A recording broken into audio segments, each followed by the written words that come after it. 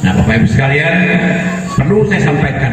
Meski hanya menjadi calon kepala daerah tunggal, namun masa kampanye tetap dimanfaatkan pasangan calon bupati dan wakil bupati Oku, Kuryana Aziz dan Johan Anwar untuk meraih simpati para pemilih.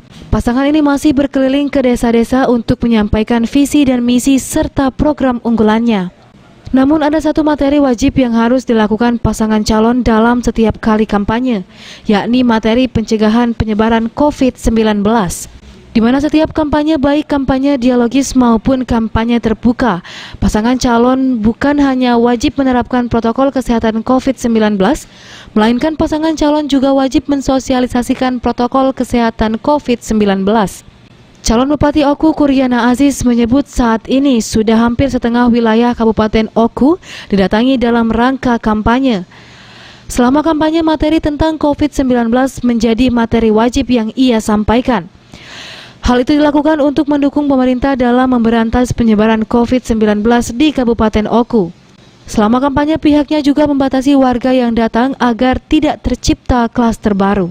Kecamatan KPR, Kecamatan KPR ada 5 desa sudah.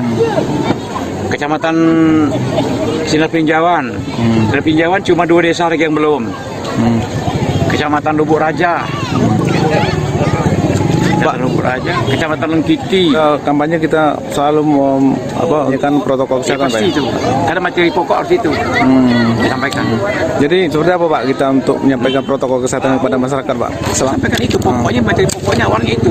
Kalau kita menyampaikan hal-hal lain, program-program pokok gitu sebagai bupati, tugas-tugas pokok ketika jadi bupati, itu sudah tidak dengarkan itu lagi. Tapi yang baru ini, yang kali ini, yang beda dengan tahun-tahun yang lalu itu adalah masalah penyakit ini. Makanya kita harus supaya masyarakat ngerti, tahu.